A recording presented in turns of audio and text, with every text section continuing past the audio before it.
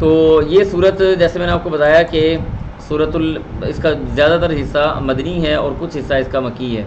تو صورت کا آغاز کرتے ہیں. اللہ فرماتے ہیں اعوذ باللہ من الشیطان الرجیم بسم اللہ الرحمن الرحیم.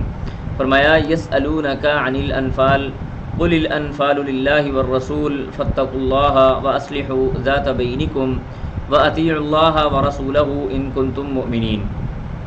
صورت کا آغاز ہی انفال سے ہوا ہے اور نام بھی اس کا انفال ہے.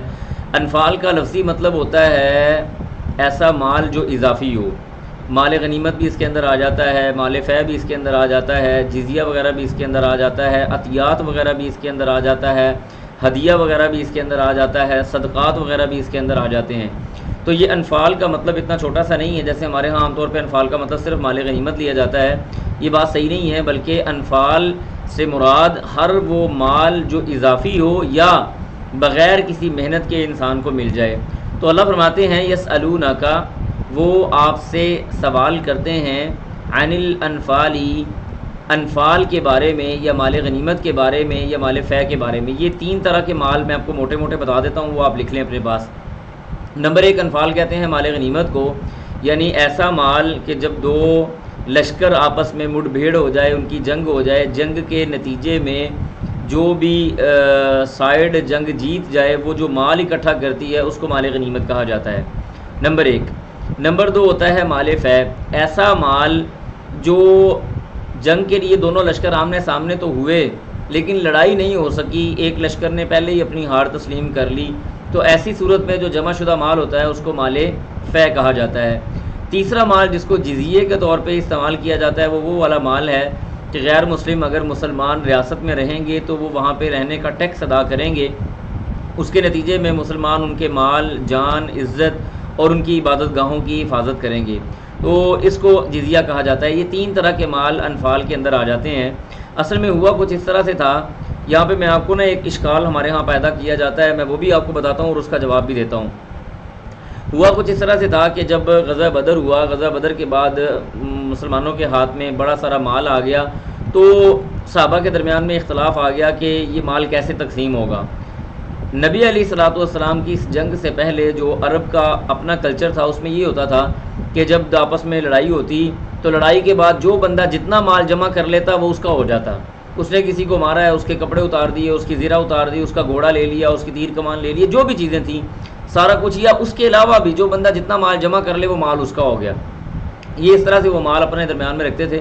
اسی طرح کے حالات مسلمان صحابہ کرام رضوان اللہ علیہ مجمعین کے درمیان میں پیدا ہو گئے. چونکہ ان کا کلچر یہ تھا تو انہوں نے اسی طرح سے معاملہ کیا. یہ کوئی ایسی بات نہیں ہے نعوذ باللہ ثم نعوذ باللہ کے صحابہ کرام کے درمیان میں مال کی تقسیم پہ بڑا کوئی ان کے درمیان میں لالچ آ گئی تھی یا ایسا معاملہ ہو گیا تھا. یہ فطرتی امر تھا اور ان کے کلچر کے مطابق تھا. نبی علیہ الصلوۃ والسلام کے بعد جب یہ کیس آیا, صحابہ کے درمیان میں آپس میں اختلاف کے حوالے سے یہ باتیں وغیرہ ہوئیں, تو آپ علیہ الصلوۃ والسلام نے خاموشی اختیار کی, کیونکہ اس حوالے سے آپ کو علم نہیں تھا. اللہ سبحانہ و تعالیٰ نے آیات نازل فرمائی اور فرمایا یسألونک عن الانفال, وہ آپ سے مال غنیمت کے حوالے سے یا انفال کے حوالے سے سوال کرتے ہیں. قل کہہ دیجئے الانفال للہ والرسول, کہ یہ مال غنیمت اللہ اور اس کے رسول کے لیے ہے. مطلب کیا کہ یہ مال غنیمت اللہ اور اس کے رسول کا مال ہے, وہ جیسے چاہیں جس طرح سے چاہیں اس کو تقسیم کریں. جیسے ایک صحابی اللہ کے رسول کے پاس آئے, انہوں نے آگے کہا اللہ کے رسول یہ فلاں جو تلوار تھی نا, اس تلوار کے ساتھ میں نے اتنے بندے مارے ہیں, تو یہ آپ تلوار مجھے عنایت کر دیں. آپ علیہ السلام نے فرمایا ابھی یہ میرے اختیار میں نہیں ہے, جب اللہ مجھے اجازت دے گا اس کے بعد دیکھیں گے. پھر اس کے بعد جب یہ آیات نازل ہوئیں تو نبی علیہ الصلوۃ والسلام نے اس صحابی کو بلایا اور ان کو یہ تلوار دے دی اور کہا پہلے میں اس کو دینے کا اختیار نہیں رکھتا تھا, لیکن اب میں اس کو دینے کا اختیار دے دیا گیا ہوں, لہٰذا یہ تلوار تم لے لو. تو یہ اس اختلاف کو ختم بھی کر دیا گیا, اور جیسے اللہ اور اس کے رسول نے مال کی تقسیم کرنی ہو ویسے اس کی تقسیم کی گئی. اس کے بعد آگے اللہ فرماتے ہیں فاتقوا اللہ, اللہ سے ڈرو یعنی تقوی اختیار کرو. واصلحوا, اور اصلاح کرو, ذات بینکم, آپس میں, آپس کے درمیان میں تم ایک دوسرے کی اصلاح کرو اور اللہ سے ڈرتے رہو. واطیعوا اللہ, اور اللہ کی پیروی کرو. ورسولہ, اور اس کے رسول کی پیروی کرو. ان کنتم مؤمنین, اگر تم مومن ہو. یعنی ایمان کا تقاضا کیا ہے, اللہ اور اس کے رسول کی پیروی کی جائے. اس کے بعد آگے اللہ سبحانہ و تعالیٰ نے مومنوں کی کچھ علامات ذکر کی ہیں. یہاں پہ میں آپ کو ایمان کی تعریف بھی لکھوا دیتا ہوں، وہ تعریف اپنے پاس نوٹ کر لیں، آپ کو فائدہ ہوگا انشاءاللہ باذن اللہ. ایمان ہمارے ہاں بعض لوگ کہتے ہیں کہ انسان نے زبان سے اقرار کر لیا تو وہ مومن ہو گیا، بعض لوگ کہتے ہیں کہ نہیں کسی نے دل سے تصدیق کر لی تو وہ مومن ہو گیا، بعض لوگ کہتے ہیں کہ نہیں کسی نے دونوں میں سے کوئی ایک کام بھی نہیں کیا، صرف اس نے عمل کیا، زبان سے اقرار بھی نہیں کیا اور دل سے تصدیق بھی نہیں کی تو وہ بھی مومن ہے. یہ ساری تعریفیں غلط ہیں. صحیح ایمان کی تعریف یہ ہے اقرار باللسان، زبان کے ساتھ اقرار کرنا. یہ نوٹ کر لیں اپنے پاس، جو بھائی بہن نوٹ کرنا چاہ رہے ہیں وہ نوٹ کر لیں کہ ایمان کی تعریف ہے کیا. اقرار باللسان ہی زبان کے ساتھ اقرار کرنا، و تصدیق بالقلب دل کے ساتھ اس کی تصدیق کرنا، و عمل بالجوارح اور اپنے اعضاء کے ذریعے عمل کر کے دکھانا. اور اس کے بعد یزید بالطاعہ و ینقص بالمعصیہ. یہ ہماری اس آیت کا حصہ ہے کہ انسان کا ایمان وہ اطاعت اور فرما برداری کے ساتھ ساتھ اوپر جاتا ہے، نافرمانی اور گناہوں کے کاموں کے ساتھ نیچے آتا ہے. یہ مومن کی علامت ہے، اس کا ایمان کم یا زیادہ ہوتا رہتا ہے.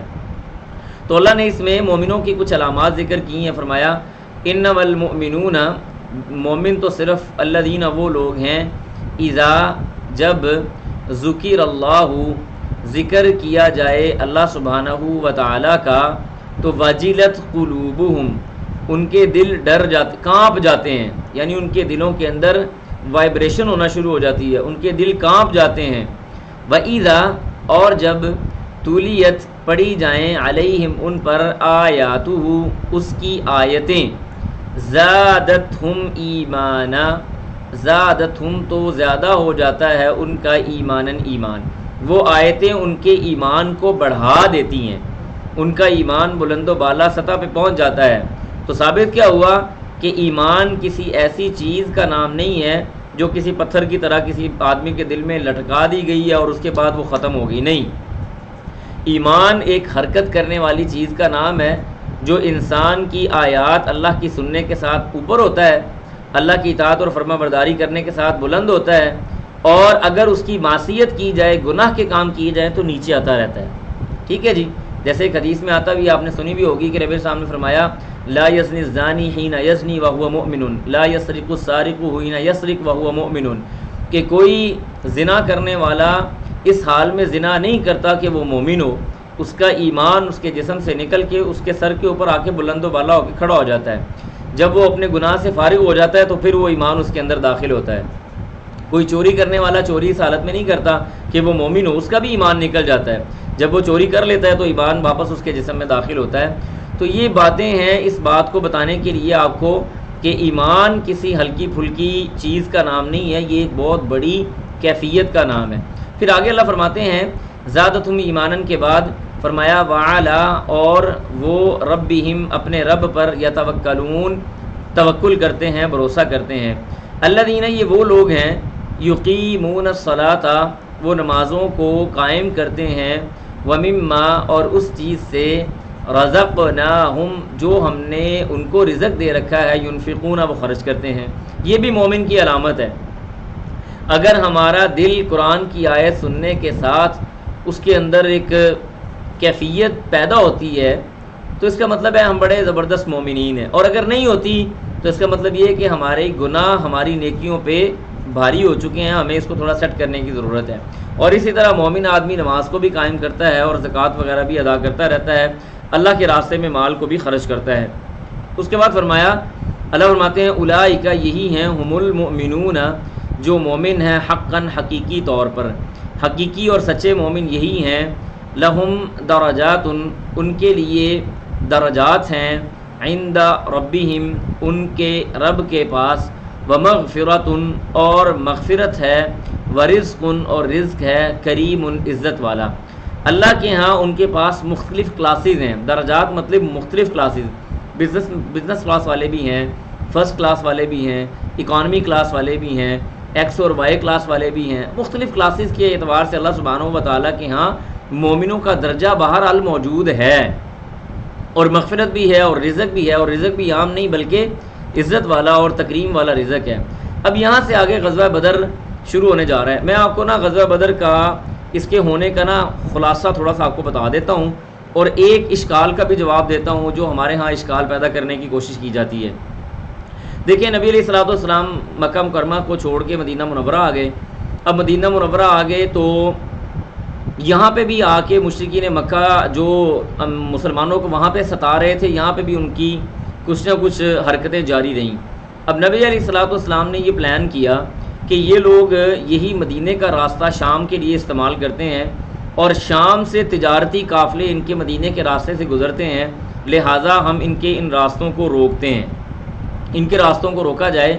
کیوں کہ انہوں نے وہی مسلمانوں کا مال جو مسلمان ہجرت کرتے وقت چھوڑ کے آئے تھے اسی کو بیچا، اسی مال کے ساتھ شام سے 1000 اونٹوں کا قافلہ پورا سامان لے کے آ رہا تھا، جو سامان سارے کا سارا کس کے لیے استعمال ہونا تھا؟ مسلمانوں کے خلاف استعمال ہونا تھا۔ اب نبی علیہ الصلوۃ والسلام نے یہ پلان کیا کہ ہم ان کا راستہ روکیں گے۔ اس حوالے سے کچھ قبائل جو تھے وہ بھی آپ علیہ الصلوۃ والسلام کے ساتھ شامل ہو گئے، اور اسی طرح سے نبی علیہ الصلوۃ والسلام بعض قبائل نے کہا جی کہ ہم شامل نہیں ہوتے۔ اب یہاں پہ ایک اعتراض ہوتا ہے، وہ اعتراض بڑا سن لیں اچھی طرح سے اور اس کو یاد کر لیں۔ اعتراض یہ ہوتا ہے کہ مسلمان اگر امن پسند ہیں تو انہوں نے ابو سفیان کا قافلہ لوٹنے کی کوشش کیوں کی؟ یہ تو غلط بات ہے۔ سمجھ آتی ہے بات آپ کو بھی؟ آپ ہی کہیں گے ہاں جی بات تو غلط ہے۔ تو مجھے یہ بتائیں کہ ہجرت سے پہلے جو مسلمانوں کے ساتھ مکہ مکرمہ کے اندر ہوتا رہا ہے، کیا وہ صحیح تھا؟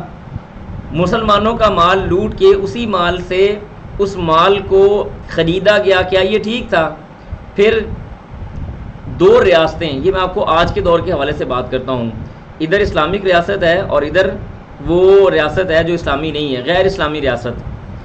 دنیا کے اندر یہ لا موجود ہے کہ جب آپ 2 ریاستیں آپس میں ٹکراتی ہیں یا 2 ریاستوں کا آپس میں لڑائی ہوتی ہے تو اسی کی اکانومی کے اوپر ہٹ کیا جاتا ہے۔ آپ کے ملکوں کے اوپر بھی یہ حالات ہیں، اکانومی کے اوپر ہٹ کیا جاتا ہے تاکہ ان کو کمزور کیا جائے۔ بنیادی طور پہ نبی علیہ الصلوۃ والسلام نے ایک جنگی اسٹریٹجی استعمال کی تھی کہ اپنے دشمن کو کمزور کرنے کے لیے اس کی اکانومی کے اوپر ہٹ کیا جائے۔ اگر آج کے دور میں آپ کے ہاں یہ لا موجود ہے، یہ قانون موجود ہے کہ کسی ریاست کو کمزور کرنے کے لیے اس کی اکانومی پہ ہٹ کیا جائے، تو نبی علیہ الصلوۃ والسلام کے دور کے اندر کیوں نہیں موجود ہو سکتا؟ کیا اس وقت جنگی قانون اور قواعد کا بدلے ہوئے تھے؟ اور نبی علیہ الصلوۃ والسلام تو لڑائی کرنے گئے بھی نہیں تھے، 30-35 لوگوں کو بھیجا تھا۔ ٹھیک ہے جی، تو اس لیے اس اعتراض کا جواب، یہ اعتراض بنتا ہی نہیں ہے کہ نبی علیہ الصلوۃ والسلام نے ان کا قافلہ کیوں روکا تھا۔ بھئی آپ علیہ الصلوۃ والسلام ایک ایسی ریاست جس کے خلاف ہیں، جن کی آپس میں لڑائی ہے، وہ ایک دوسرے کے دشمن ہیں، اکانومی کو ہٹ کرنے کی کوشش کی جا رہی ہے، اس میں کون سی بات ہے؟ یہ تو جنگی اعتبار سے بالکل درست قانون اور قاعدہ اور لا ہے، تو اس کے اوپر تو اعتراض بنتا ہی نہیں ہے۔ یا بنتا ہے؟ بتائیں۔ ابھی اس بات کو سمجھنے کے بعد آپ کو میری بات سمجھ آ گئی ہے انشاءاللہ؟ تو اس لیے اس کا جواب بڑا آسان ہے اور آپ اچھے انداز سے اس کا جواب دے سکتے ہیں۔ اب نبی علیہ الصلوۃ والسلام جب نکلے اور دیکھا کہ میں اللہ سبحانہ و تعالیٰ کو کچھ اور منظور تھا، اللہ تعالیٰ کو یہ منظور نہیں تھا کہ مسلمان جا کے ابو سفیان کا نہتا قافلہ لوٹ کے اور اس کے اندر سے مال وغیرہ لے کے آ جائیں، نہیں، اللہ کو منظور یہ تھا کہ مسلمان جائیں، جا کے میدان جہاد میں لڑائی کریں۔ ابو سفیان کو یہ بات پتہ چل گئی کہ نبی علیہ الصلوۃ والسلام کا معاملہ ہماری طرف ہو رہا ہے، اس نے ایک تیز رفتار گھوڑا بھیجا اور مکہ سے اپنے لیے مدد طلب کی۔ ابو جہل اس وقت بڑے غرور و تکبر کے اندر تھا، وہ بھی نکلا 1000 لوگوں کو لے کے، یہ ماشاءاللہ بڑا مشہور واقعہ آپ نے سنا ہوا ہے۔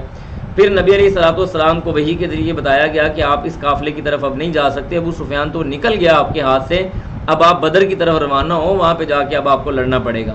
تو یہ سارا واقعہ ہے، بالکل اختصار کے ساتھ میں نے آپ کے سامنے رکھا، اسی کی طرف ابھی ہم بڑھتے ہیں، اختصار کے ساتھ ترجمہ پڑھیں گے اور جو باتیں پوائنٹ والی ہوں گی میں آپ کو بتاتا جاؤں گا۔ تو اللہ سبحانہ و تعالیٰ، یہاں تک بات کلیئر ہو گئی ہے؟ مجھے تھوڑا سا ذرا بتا دیں انشاءاللہ کہ بات آپ کو یہاں تک سمجھ آ گئی انشاءاللہ، اللہ خیر کرے۔ اب اللہ سبحانہ و تعالیٰ نے یہاں سے آگے غزوہ بدر کی بات شروع کی، فرمایا کما جیسے اخراجہ کا نکالا آپ کو ربو کا آپ کے رب نے من بیتی کا آپ کے گھر سے بالحق کی حق کے ساتھ، اللہ سبحانہ و تعالیٰ نے تمہیں حق کے ساتھ تمہارے گھروں سے نکالا۔ وَإِنَّ فَرِيقًا اور ایک گروہ ایسا تھا من المؤمنین مومنوں میں سے لکارہون جو اس کو ناپسند کرتا تھا، یعنی یہ نرم خو مومنین تھے جو لڑائی بڑائی کو پسند نہیں کرتے تھے، وہ کہتے تھے امن و امان کے ساتھ سارا کام ہو جائے۔ ٹھیک ہے جی، تو ایسا نہیں کہ ان کا ایمان کوئی کمزور تھا، نہیں، لیکن ان کی طبیعتیں اس قسم کی تھیں۔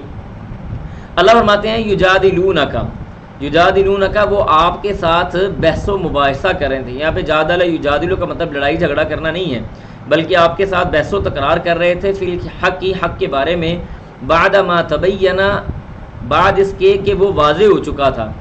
کأنما گویا کہ وہ یساقون کھینچے جا رہے ہیں یا ان کو کھینچا جا رہا ہے الی الموت موت کی طرف، وہم ینظرون اور وہ اس کو دیکھ رہے ہیں.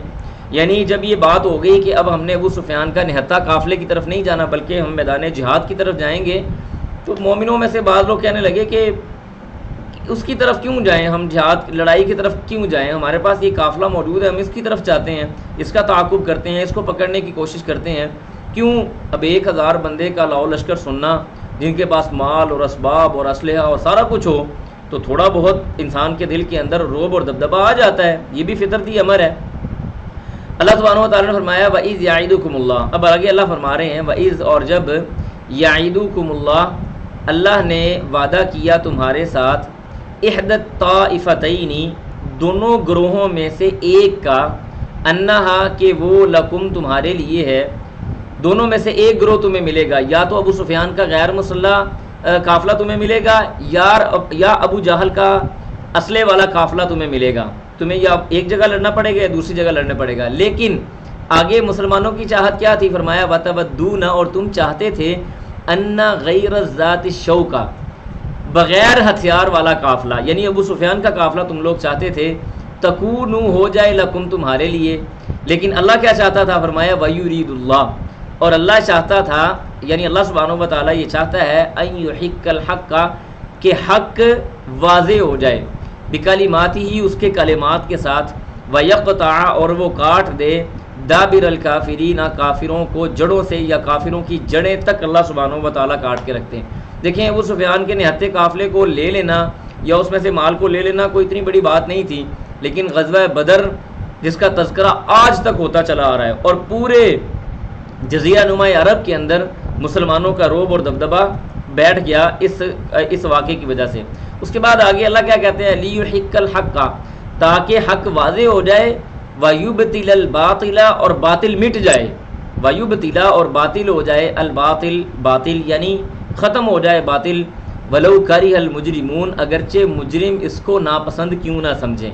تو اللہ کا جو فیصلہ اور اللہ کا جو ارادہ تھا وہ اس طرف جانے کا تھا، بلکہ اس کے اندر بڑے مزے کے واقعات آتے ہیں، واللہ یقین کریں میں آپ کو یہاں پہ سنا نہیں سکتا کہ نبی علیہ الصلوۃ والسلام جب ابو سفیان کا قافلہ نکل گیا نا، تو آپ علیہ الصلوۃ والسلام انصار اللہ کے رسول صلی اللہ علیہ وسلم کے بڑے قریبی تھے اور انہوں نے آپ علیہ الصلوۃ والسلام کو بڑی جگہ دی تھی. نبی علیہ السلام چاہتے تھے کہ انصاریوں میں سے کوئی بندے کہیں کہ ہم لوگ آپ کے ساتھ جہاد کے لیے جا رہے ہیں، تو اللہ کے رسول صلی اللہ علیہ وسلم نے مشورہ لینے کے لیے پوچھا ہاں جی بتاؤ کیا کہتے ہو، تو حضرت ابوبکر بولنے لگے تو اللہ کے رسول نے ان کو نظر انداز کیا. عمر رضی اللہ تعالیٰ عنہ رائے دینے لگے، اللہ کے رسول نے ان کو بھی نظر انداز کیا. سعد بن عبادہ رضی اللہ تعالیٰ عنہ کھڑے ہوئے کہنے لگے اللہ کے رسول، یہ انصاری صحابی تھے، اللہ کے رسول آپ اگر ہماری بات پوچھتے ہیں تو آپ اگر ہمیں یہ کہیں گے کہ ہم ہزاروں میل اپنے گھوڑے دوڑا کے ان کو ہلاک کر لیں تو اللہ کے رسول ہم ان کو ہلاک کر لیں گے. اگر آپ ہمیں سمندروں میں چھلانگے لگانے کا کہیں گے اللہ کے رسول ہم سمندروں میں چھلانگے لگا دیں گے، آپ حکم کریں. اس طرح اور صحابہ نے ایسی باتیں کی، انصاری صحابہ نے.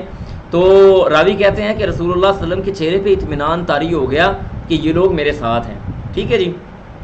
تو اللہ سبحانہ و تعالیٰ کو یہ منظور تھا اور مسلمان الحمدللہ ثم الحمدللہ میدان بدر کے اندر تشریف لے گئے.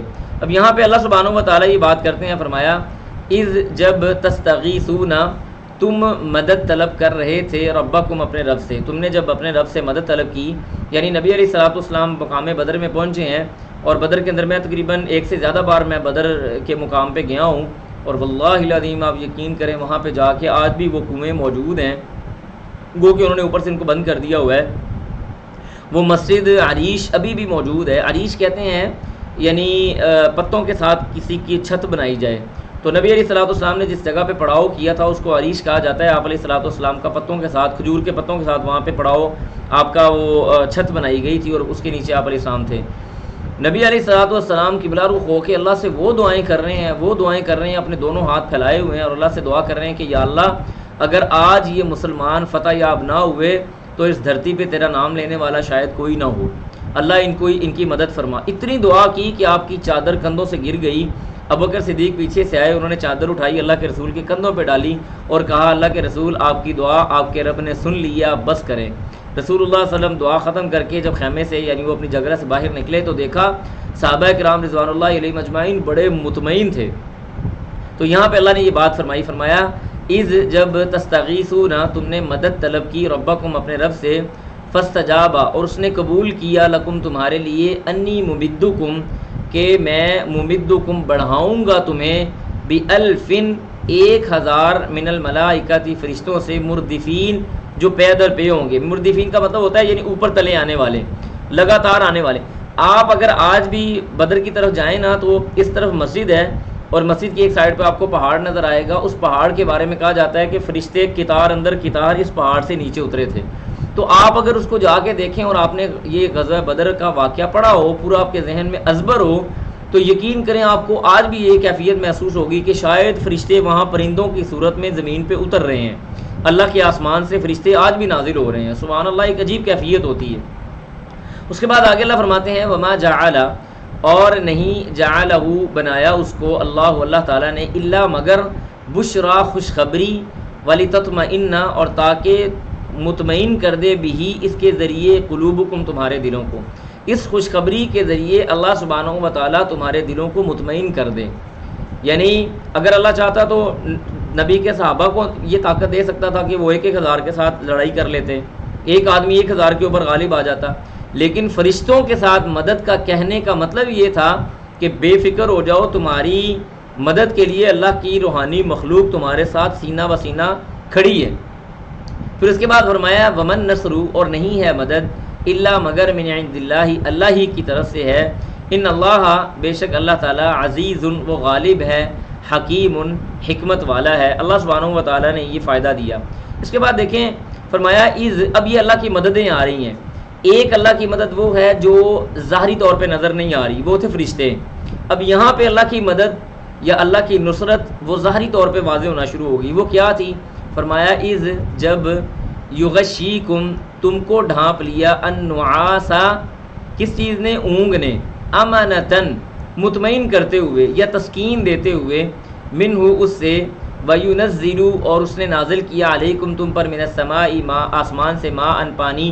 اب انسان جب بے فکر ہوتا ہے تو اس کو نیند آ جاتی ہے۔ مسلمانوں کے ساتھ بھی یہی معاملات ہوئے، جب مسلمان آ کے رکے تو وہاں پہ مٹی والی جگہ تھی، اللہ سبحانہ و تعالیٰ نے وہاں پہ بارش نازل کی، وہ جگہ سخت ہو گئی، مسلمانوں کے قدم جم گئے، پھر مسلمانوں کے اوپر نیند کی کیفیت آ گئی، اونگ طاری ہو گئی، جس کے ذریعے وہ ریفریش ہو گئے، وہ دوبارہ چست ہو گئے، تیز دم ہو گئے، اور کفار کے دلوں کے اندر یہ روب ڈال گیا کہ یہ تو بڑے مطمئن ہیں، یہ تو سو رہے ہیں، ان کو تو پرواہ ہی کوئی نہیں ہے کہ ان کے سامنے کتنا بڑا لاؤ لشکر بیٹھا ہوا ہے۔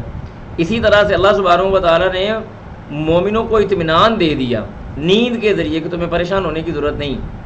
فرمایا پانی لیطہرکم تاکہ وہ تم کو پاک کر دے، بھی اس کے ذریعے، ویذھب اور وہ لے گیا عنکم تم سے، رجز الشیطان شیطان کی گندگی کو۔ گندگی سے مراد یہاں پہ شیطان کے وسوسے، جو مختلف قسم کے شیطان کے وسوسے آ رہے تھے، تمہاری جگہ ٹھیک نہیں ہے، تمہارے پاس پانی نہیں ہے، تم بڑے کم ہو، تمہارے ساتھ کوئی لڑنے کے لیے نہیں ہے، تمہارے سامنے بہت بڑا لاؤ لشکر بیٹھا ہوا ہے۔ تو اللہ نے اس پانی کے ذریعے یہ سارے وسوسے اور گندگی کو صاف ستھرا کر دیا۔ پھر اس کے بعد اللہ کہتے ہیں وَلِيَرْبِطَ اور اس نے مضبوط کیا عَلَىٰ قُلُوبِكُمْ تمہارے دلوں کو، وَيُثَبِّتَ اور ثابت قدم کر دیا بھی اسی کے ذریعے الْأَقْدَامَ پاؤں کو، یعنی اللہ نے تمہارے پاؤں کو بھی ثابت قدم کیا اور تمہارے دلوں کو بھی مطمئن کر دیا اور ان کو مضبوط کر دیا۔ کس طرح سے؟ فرمایا اذ یوحی جب وحی کی ربک تیرے رب نے الی الملائکۃ فرشتوں کی طرف بھی اب اللہ نے وحی کی۔ فرشتوں کو کیا کہا؟ انی معکم میں تمہارے ساتھ ہوں۔ اب میدان بدر میں کتنے لڑنے والے ہیں؟ ایک طرح سے نبی علیہ الصلوۃ والسلام اور اس کے صحابہ، فرشتے، اور فرشتوں کی بھی مدد کرنے کے لیے اللہ نے ساتھ کس کا دیا؟ فرمایا کہ میں تمہارے ساتھ ہوں، انی معکم فثبتوا الذین پس تم ثابت قدم رکھو ان لوگوں کو، آمنو جو ایمان والے ہیں، ایمان والوں کو ثابت قدم رکھو۔ یعنی صحابی بیان کرتے ہیں کہ ایک صحابی نے آ کے اللہ کے رسول صلی اللہ علیہ وسلم سے یہ واقعہ بیان کیا کہ میں ایک مشرک کے پیچھے بھاگ رہا تھا اس کو مارنے کے لیے، لیکن میں اس کے قریب جب پہنچا تو وہ مجھ سے پہلے ڈھیر ہو چکا تھا، اور جب میں نے دیکھا تو اس کے ناک کے اوپر ضرب لگی ہوئی تھی اور اس کا سر چیرا ہوا تھا مکمل طور پہ، اور اس کی لاش سبز ہونا شروع ہو گئی تھی۔ تو آپ علیہ الصلوۃ والسلام نے فرمایا وہ فرشتہ ہی تھا جس نے اس کو قتل کر دیا۔ تو ایسے واقعات بڑے موجود ہیں سیرت کی کتابوں کے اندر۔ اللہ فرماتے ہیں سأل کی ان قریب میں ڈال دوں گا فی قلوب دلوں میں الذین ان لوگوں کے کفروا جنہوں نے کفر کیا الرعب رعب، میں ان لوگوں کے دلوں میں روب ڈال دوں گا جو کافر ہیں، فضربوا پس مارو فوق الاعناق ان کی گردنوں کے اوپر، وضربوا اور مارو منہم ان میں سے کل بنان ہر پور پور پہ، ہر جوڑ جوڑ کو توڑ کے رکھ دو ان لوگوں کے، انہوں نے مسلمانوں کو بڑا تنگ کیا ہے، انہوں نے مسلمانوں کو بڑا رسوا کیا ہے، مسلمانوں کو بڑی انہوں نے پریشانیوں میں داخل کیا ہے، یہ مسلمانوں کا انہوں نے حال کیا، اب ان کو چھوڑنے کا ٹائم نہیں ہے، اب ان کے ساتھ حساب برابر کرنے کا ٹائم ہے۔ اس کے بعد فرمایا اللہ تعالیٰ نے ذالک یہ ہوا کیوں، یہ ہوا کیوں، فرمایا ذالک یہ بأنہم اس وجہ سے ہے، شاق اللہ انہوں نے اللہ کی نافرمانی کی، ورسولہ اور اس کے رسول کی بھی نافرمانی کی، اللہ اور اس کے رسول کی نافرمانی کرنے کی وجہ سے ان کی یہ سزا آج یہاں پہ موجود ہے۔ پھر آگے اللہ فرماتے ہیں وَمَن يُشَاقِقِ اللَّهَ اور جس نے نافرمانی کی اللہ کی، وَرَسُولَهُ اور اس کے رسول کی، فَإِنَّ اللَّهَ پس بے شک اللہ تعالیٰ شدید العقاب سخت پکڑ والا ہے، سخت عذاب والا ہے، سخت مار والا ہے، شدید العقاب سخت ترین اللہ سبحانہ و تعالیٰ پکڑ کرنے والا اور مار کرنے والا اور عذاب دینے والا ہے۔ ذالکم تمہارے لیے ہے، فذوقوہ پس تم اس کو چکھو، وَأَنَّ لِلْكَافِرِينَ اور کافروں کے لیے ہے عذاب النار جہنم کا عذاب۔ ایک عذاب یہاں پہ اللہ سبحانہ و تعالیٰ نے دیا کس صورت میں؟ شکست کی صورت میں، اور دوسرا عذاب اللہ سبحانہ و تعالیٰ نے مرنے کے بعد ابدی جہنم میں ان کو داخل کر دیا۔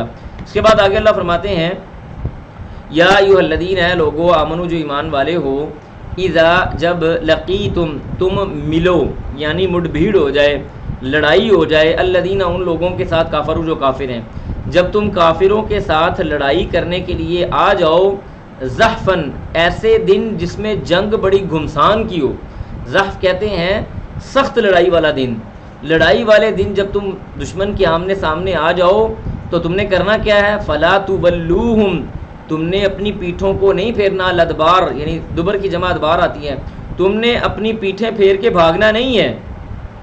وَمَن يُوَلِّهِمْ اللہ فرماتے ہیں جو بھائی بھاگ گیا، یومئذ گھمسان کے دن یعنی لڑائی کے دن جو بھاگ گیا، دبرہ پیٹھ پھیر کے، الا مگر متحرفن لقتال وہ لڑائی کے لیے کوئی تدبیر کرنے کے لیے پیچھے مڑا تھا، او متحیزن یا وہ ملنے کے لیے مڑا الی فئۃ اپنے لشکر کی طرف، یعنی لڑائی ہو رہی ہے، ایک آدمی پیچھے اس لیے ہٹا ہے کہ وہ کوئی اسٹریٹجی اپنا لے تو اس کے اوپر کوئی مسئلہ نہیں ہے، یا وہ پیچھے ہٹا ہے کہ میں اپنے لشکر سے آگے نکل آیا ہوں زیادہ تو میں اپنے لشکر کے ساتھ دوبارہ شامل ہو جاؤں تو اس پہ بھی کوئی حرج نہیں ہے۔ لیکن اگر اس کے علاوہ کوئی بندہ بزدلی دکھا کے دوڑنا شروع کر دے تو اللہ کہتے ہیں فقد باء پس وہ لوٹا بغضب غضب کے ساتھ من اللہ اللہ کی طرف سے، ومأواہ اور اس کا ٹھکانہ جہنم جہنم ہے۔ جو بندہ اس طرح سے بھاگا ہے اس کا ٹھکانہ صرف جہنم ہے۔ نبی علیہ الصلوۃ والسلام نے فرمایا کہ اجتنبوا سبع الموبقات 7 ہلاک کر دینے والے گناہوں سے بچو، ان میں سے ایک گناہ یہ ہے کہ آپ جنگ والے دن پیٹھ پھیر کے بھاگ جائیں، اللہ کو یہ چیز پسند نہیں ہے۔ اس کے بعد آگے اللہ فرماتے ہیں وبئس المصیر اور وہ بہت ہی برا ٹھکانہ ہے۔ تو اگلا صفحہ ہمارا شروع ہو رہا ہے، یہ بھی یہاں پہ بھی اللہ سبحانہ و تعالیٰ نے جنگ بدر کے حوالے سے باتیں کی ہیں۔ اللہ فرماتے ہیں فلم تقتلوہم فلم پس نہیں، تقتلوہم آپ نے ان کو قتل کیا، آپ نے ان کو قتل نہیں کیا، ولیکن اللہ اور لیکن اللہ سبحانہ و تعالیٰ نے قاتلہم ان کو قتل کیا ہے، ان کو آپ نے قتل نہیں کیا، اصل میں ان کو اللہ نے قتل کیا ہے۔ اور یہ ایک اور معجزہ، چوتھا معجزہ، یہ چوتھی نصرت تھی جس کے بارے میں بات ہوئی، یعنی پہلی نصرت اللہ سبحانہ و تعالیٰ کی طرف سے کیا تھی؟ فرشتے نازل ہوئے، دوسری کیا تھی؟ مسلمانوں کو اونگ آنا شروع ہو گئی، تیسری کیا تھی؟ اللہ سبحانہ و تعالیٰ نے بارش نازل کی، چوتھی یہ والی آ رہی ہے کہ سوکھی ریت اور مٹی اٹھا کے اللہ کے رسول صلی اللہ علیہ وسلم نے اس طرح پکڑ کے ایسے پھینکی اور وہ مشرکین مکہ کی آنکھوں میں چلی گئی، لشکر کے ہر ایک آدمی کی آنکھ میں وہ مٹی گئی ہے۔ تو اللہ سبحانہ و تعالیٰ پتہ کیا کہتے ہیں؟ فرمایا وما رمیتا وہ آپ نے نہیں پھینکی، اذ رمیتا جب آپ نے پھینکی تھی، ولیکن اللہ، اور لیکن اللہ سبحانہ و تعالیٰ نے کیا کیا، رما، اس کو پھینکا. آپ نے وہ مٹی پھینکی نہیں تھی، اصل میں وہ اللہ نے مٹی پھینکی تھی، یعنی اس کو اللہ نے لوگوں تک پہنچایا تھا.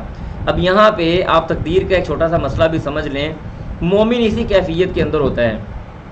اسباب مومن اختیار کرتا ہے، لیکن اسباب کو اختیار کرنے کے بعد نتیجہ اللہ کی سپرد کرتا ہے.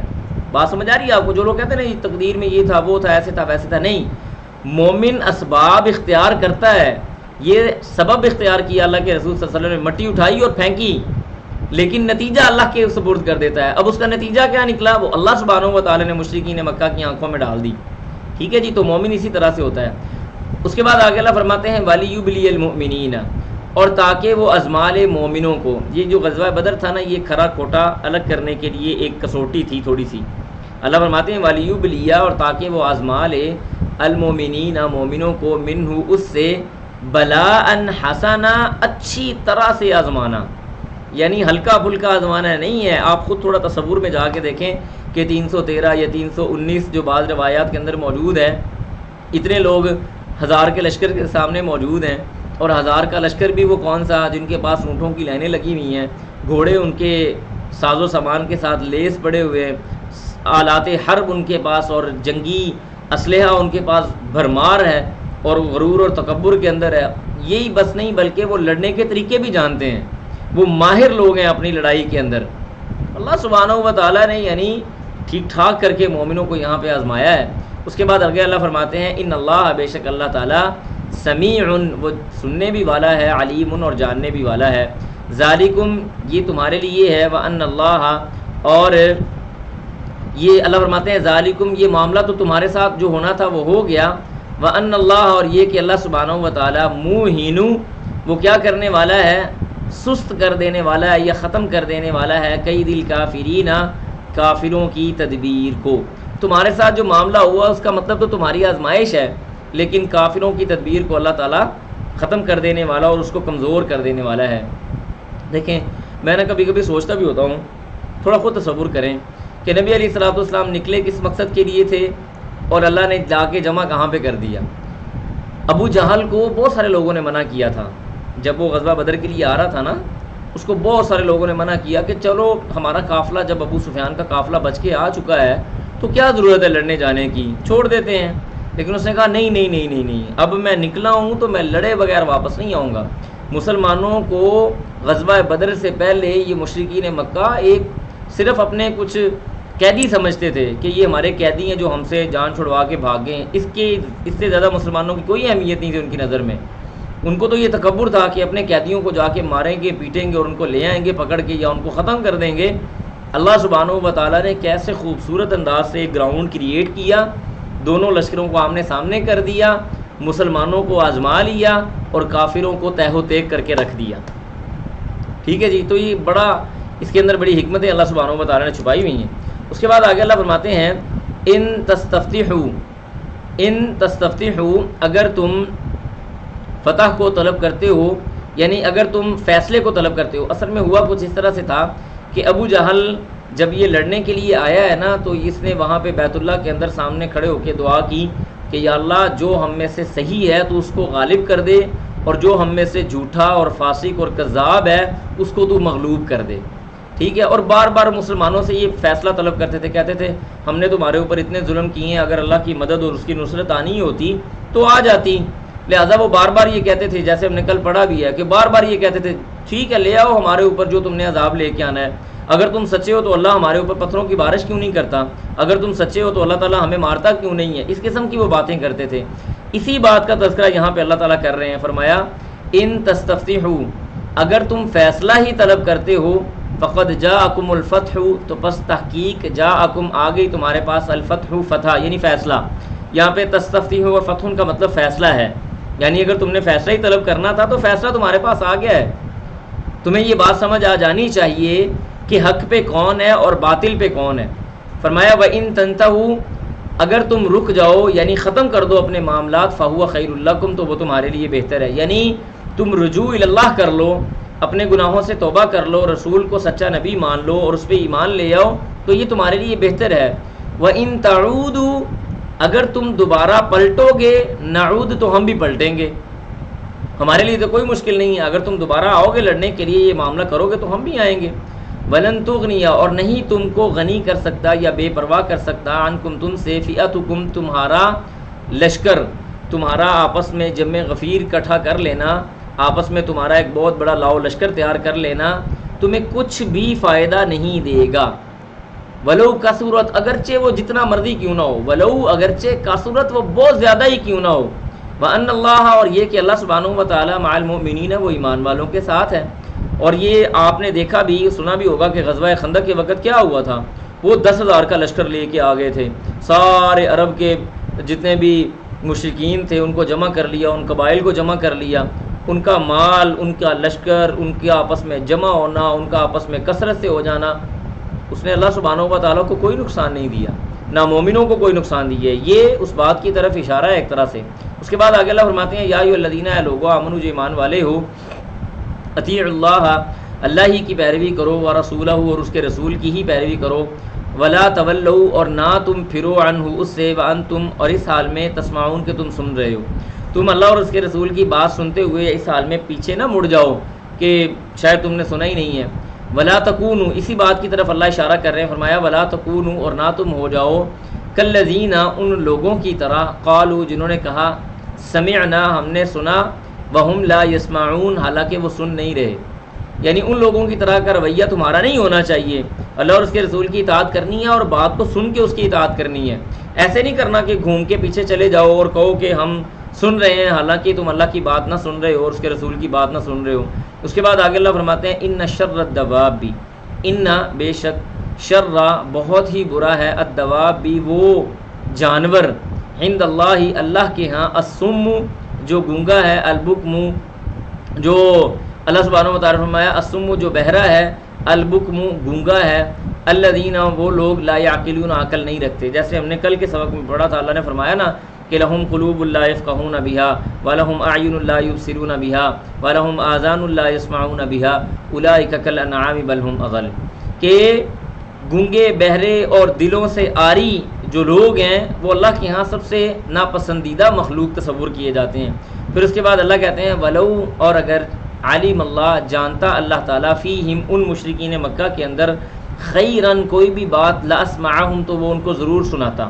یعنی اللہ سبحانہ و تعالیٰ یہاں پہ یہ بات کر رہے ہیں کہ مشرکین مکہ کے اندر اصل میں خیر تھی نہیں، ان کے اندر اگر کوئی خیر ہوتی نا تو اللہ تعالیٰ اپنا پیغام ان کے کانوں میں ڈال بھی دیتا اور ان کے دلوں کو مطمئن بھی کر دیتا، لیکن ان کے اندر خیر تھی نہیں، ان کے اندر ارادہ تھا ہی نہیں خیر کو قبول کرنے کا۔ پھر اس کے بعد آگے اللہ کہتے ہیں ولو اسمعہم، اگر وہ ان کو سنا بھی دیتا قرآن، لتولوا، تب بھی وہ پھر جاتے، وہم معرضون، اور وہ کنارہ کشی اختیار کر لیتے۔ یعنی اللہ کہہ رہے ہیں کہ انہوں نے کسی بھی صورت ایمان نہیں لے کے آنا تھا، اگر وہ ان کے اندر خیر ہوتی تو اللہ ان کو کچھ سنا دیتا، اور اگر وہ سن بھی لیتے تو ایمان انہوں نے پھر بھی نہیں لے کے آنا تھا، وہ پھر بھی اللہ سبحانہ و تعالیٰ کی جو طرف سے وہ رجوع کر لیتے، یعنی نکل جاتے اور سائڈ پہ ہو جاتے۔ اس کے بعد آگے اللہ فرماتے ہیں یا ایھا الذین، اے لوگو، آمنو، جو ایمان والے ہو، استجیبوا، قبول کرو، جواب دو، للہ، اللہ کے لیے، وللرسول، اور اس کے رسول کے لیے، اذا دعاکم، جب وہ تم کو بلائیں، لما، کیوں، یحییکم، تاکہ وہ تم کو زندگی بخشیں۔ دین اسلام کے اندر اور اللہ اور اس کے رسول کی بات کے اندر مسلمانوں کے لیے حیات ہے۔ حیات کیا ہے، کس طرح سے؟ یعنی اگر آپ غزوہ بدر کے حوالے سے بھی دیکھ لیں تو اللہ اور اس کے رسول کا فیصلہ یہ تھا کہ تم نے جا کے لڑائی کرنی ہے۔ اس لڑائی کا فائدہ کیا ہونا تھا کہ پورے جزیرہ نما عرب کے اندر تمہاری دھاک بیٹھ جانی تھی، تمہاری دھاک بیٹھنی تھی پورے جزیرہ نما عرب کی طرف۔ تو اللہ اور اس کے رسول تم کو اس بات کی طرف بلا رہے ہیں کہ تمہارا رعب اور دبدبہ پوری دنیا میں پھیل جائے اور خاص طور پہ جزیرہ نما عرب میں پھیل جائے، لیکن تم کہتے ہو کہ نہیں، ہم نے تو ابو سفیان کے قافلے کی طرف جانا ہے۔ ٹھیک ہے جی، تو اس لیے اس طرف اشارہ کیا، اللہ اور اس کے رسول کی بات کو ماننا گویا کہ اپنے لیے زندگی کا انتخاب کرنا ہے، اپنے آپ کو زندہ کرنا ہے، اپنی جو حیات ہے اس کو درست کرنا ہے۔ اس کے بعد آگے اللہ فرماتے ہیں وَاعْلَمُوا، اور جان لو، ان اللہ، کہ اللہ سبحانہ و تعالی، یحول، وہ حائل ہو جاتا ہے، بین المرء، انسان کے درمیان، وقلبہ، اور اس کے دل کے درمیان۔ اسی وجہ سے نبی علیہ الصلوۃ والسلام نے یہ بار بار دعا کی تلقین کی ہے کہ یا مثبت القلوب ثبت قلبی علی دینک یا مثبت القلوب ثبت قلبی الی طاعتک، کہ اللہ میرے دل کو اپنی اطاعت کے اوپر، فرما برداری کے اوپر قائم رکھ، اور اللہ میرے دل کو اپنی اطاعت اور فرما برداری کی طرف پھیر دے۔ کیوں؟ نبی صاحب نے فرمایا اللہ کا، انسان کا دل اللہ کی دو انگلیوں کے درمیان ہے، وہ جس طرف چاہے اس کو موڑ دیتا ہے۔ تو اللہ سبحانہ و تعالیٰ سے اپنے دل کو خیر کی طرف طلب کرنا چاہیے کہ اللہ میرے دل کو خیر کی طرف موڑ کے رکھے۔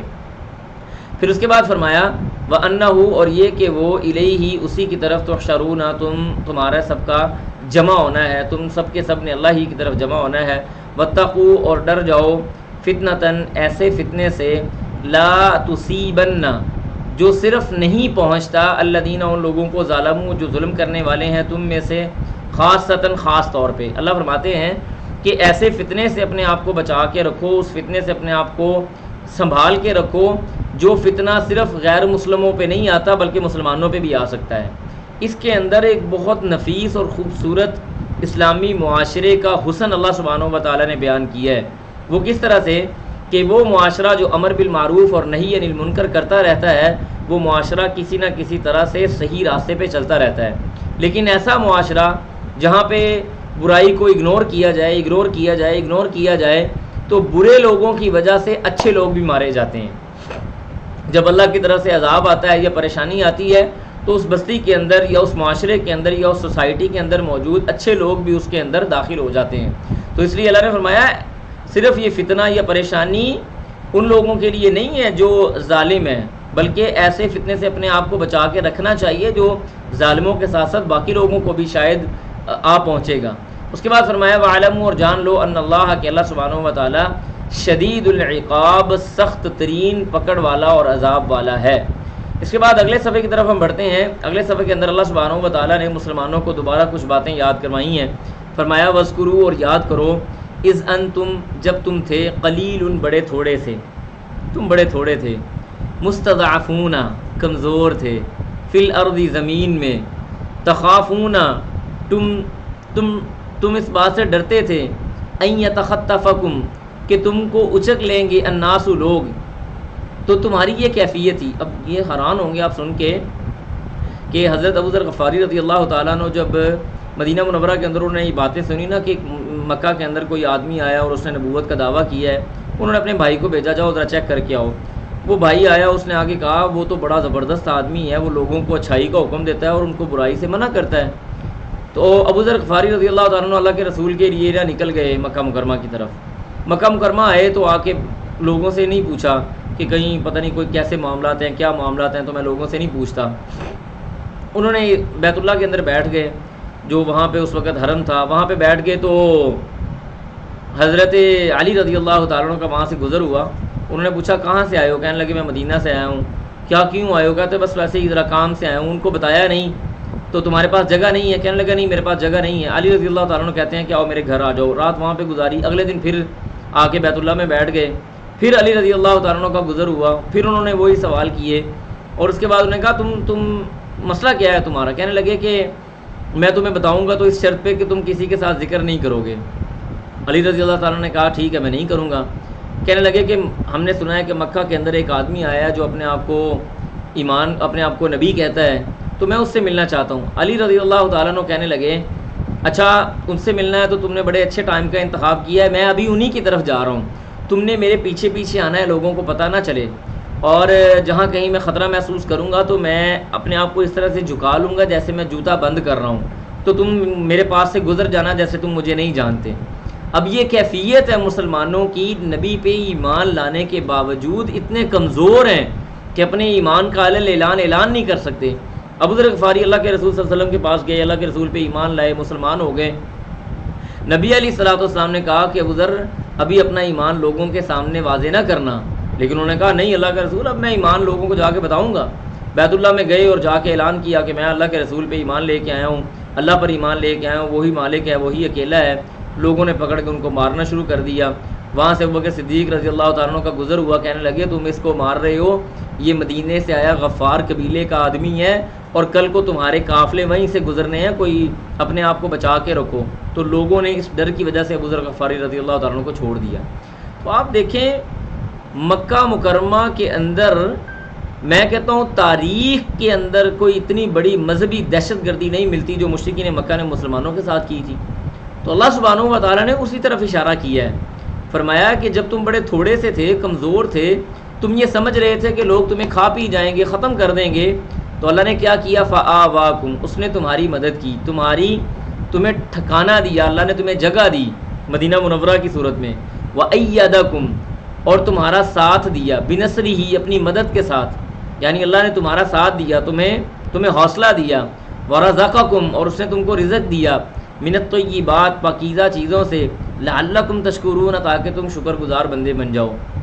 اس کے بعد فرمایا یا ایھا الذین لوگو آمنو، جو ایمان والے ہو، لا تخونوا اللہ، اللہ کے ساتھ خیانت نہ کرو، والرسول، اور نہ ہی اس کے رسول کے ساتھ خیانت کرو، وتخونوا، اور نہ ہی تم خیانت کرو، اماناتکم، اپنی امانتوں میں، وانتم، اور اس حال میں کہ تم تعلمون، جاننے والے ہو. بڑی زبردست اللہ سبحانہ و تعالیٰ نے بات کی. یہاں پہ میں صرف خیانت کے حوالے سے ایک دو باتیں آپ کے سامنے رکھتا ہوں. ہمارے ہاں صرف یہ سمجھا جاتا ہے کہ میں نے کسی کو پیسے پکڑائے تو وہ امانت تھی، اس امانت کے اندر میں نے خیانت نہیں کرنی. یہ بڑا چھوٹا مفہوم ہے امانت کا. امانت کا مطلب ہوتا ہے آپ کو کوئی عہدہ دیا گیا ہے، آپ نے اس کی امانت کا خیال کرنا ہے. نمبر ایک، آپ کو کوئی ڈیزگنیشن ملی ہے، یعنی آپ دفتر کے اندر کوئی کام کر رہے ہیں، وہ کام آپ کو ملا ہے، وہ کام بھی آپ کے پاس امانت ہے، آپ نے اس کام کو ذمہ داری سے ادا کرنا ہے. پھر آپ نے کسی کے ساتھ ایگریمنٹ کیا ہے کہ میں آپ کا 5 گھنٹے ڈیلی کام کروں گا، لیکن آپ 4 گھنٹے 59 منٹ کام کرتے ہیں، تو 1 منٹ کی خیانت آپ کے ذمے موجود ہے. اس کا بڑا وسیع مفہوم ہے امانت کے اندر خیانت کرنے کا. تو آج ہمارے ہاں امانت کے اندر، امانت بس پیسوں کو سمجھا جاتا ہے. یہ صرف پیسے نہیں ہیں، بلکہ امانت ایک بہت بڑی رسپانسبلٹی اور ذمہ داری ہے، جس کے بارے میں اللہ سبحانہ و تعالیٰ نے یہاں پہ بھی بات بیان فرمائی ہے کہ تم نے اس کے اندر خیانت کسی طرح سے نہیں کرنی. پھر اس کے بعد فرمایا وَعَلَمُوا، اور یہ بات بھی جان لو، انما اموالکم، کہ بے شک تمہارا مال، واولادکم، اور تمہاری اولاد، فتنۃ، یہ آزمائش ہے. وان اللہ، اور یہ کہ اللہ سبحانہ و تعالیٰ عندہ، اسی کے پاس ہے، اجر عظیم، بہت بڑا اجر. نبی علیہ الصلوۃ والسلام ایک بار ممبر پہ کھڑے خطبہ ارشاد فرما رہے تھے کہ سامنے سے غالباً حسن رضی اللہ تعالیٰ عنہ تھے یا حسین تھے، مجھے یاد نہیں ہے، لیکن دونوں میں سے کوئی ایک تھے. انہوں نے سرخ رنگ کا حلہ پہنا ہوا تھا، یعنی سرخ رنگ کا کرتا پہنا تھا، اور بڑے پیارے لگ رہے تھے. نبی علیہ الصلوۃ والسلام نے دیکھا وہ حسن یا حسین بھاگتے بھاگتے اللہ کے رسول کی طرف آ رہے ہیں. نبی علیہ الصلوۃ والسلام خطبہ کو چھوڑ کے نیچے اترے ممبر سے، اور حسن کو یا حسین کو اٹھا کے اپنے پاس کھڑا کر لیا، اور ان کو اس کو گود میں اٹھایا اور ان کو پیار کیا. پھر اس کے بعد اللہ کے رسول صلی اللہ علیہ وسلم نے یہ آیت ارشاد فرمایا انما اموالکم واولادکم فتنہ. اللہ نے بڑا حق بات بیان فرمائی ہے کہ تمہارا مال اور تمہاری اولاد تمہارے لیے بہت بڑی آزمائش ہے. یعنی میں اپنا خطبہ بھول گیا ہوں اپنے نواسے کو دیکھ کے. ٹھیک ہے جی.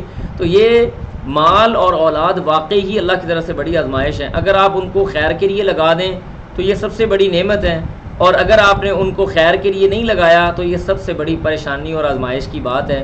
اللہ سبحانہ و تعالیٰ انسانوں کو دے کے بھی آزماتا ہے اور لے کے بھی آزماتا ہے، اور اسی طرف یہاں پہ اللہ تعالیٰ نے ارشاد فرمایا ہے. اس کے بعد آگے اللہ فرماتے ہیں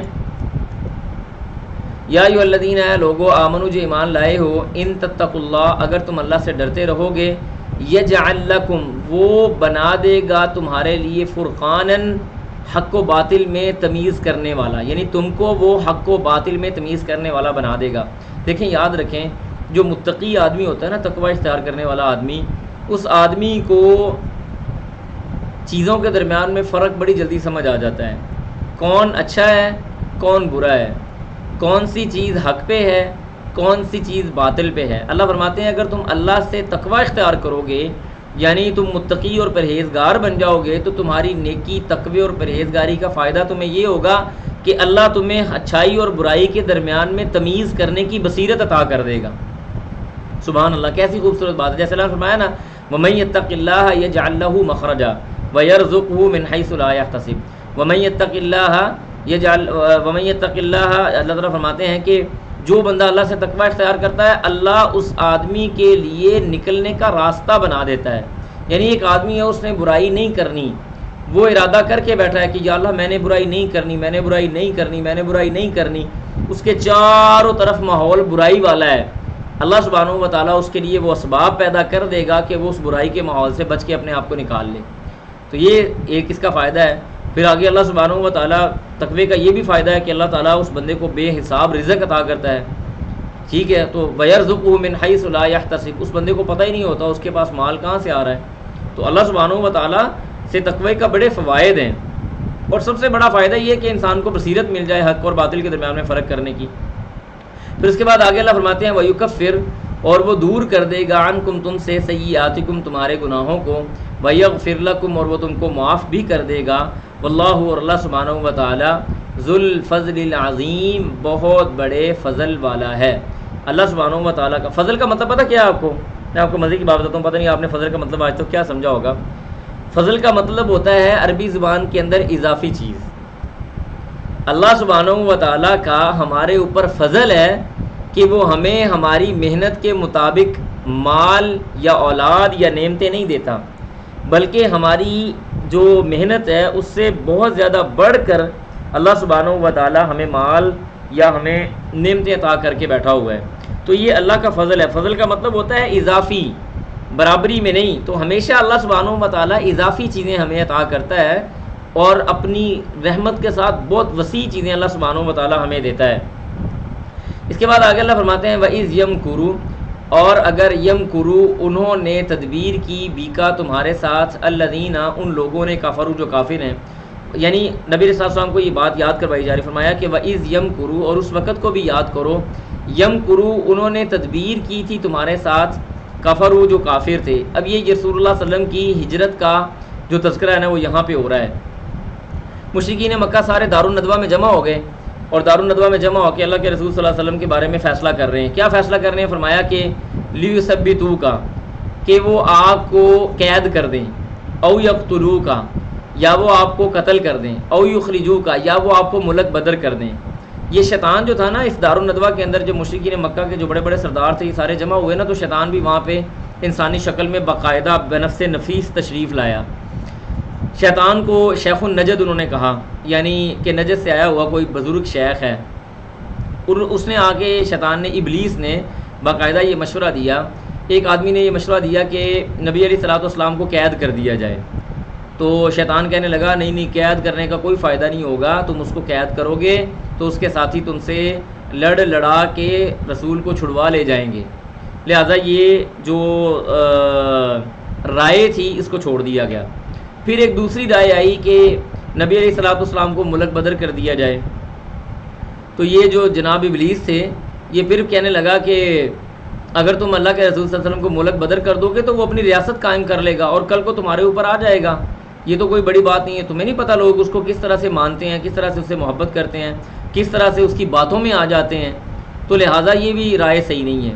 تیسری رائے اور حتمی رائے ابو جہل نے دی. اس نے کہا کہ ہم جتنے بھی مشرکین عرب کے جو بڑے بڑے ہم قبائل ہیں، ہر قبیلے کا ایک آدمی، رات کے وقت ہم سارے اکٹھے اللہ کے رسول پر حملہ کریں گے اور ان کو قتل کر دیں گے نعوذ باللہ، اور بعد میں سارے قبائل کے لوگوں کو قتل نہیں کیا جائے گا اور ہم دیت دے کے جان چھڑوا لیں گے.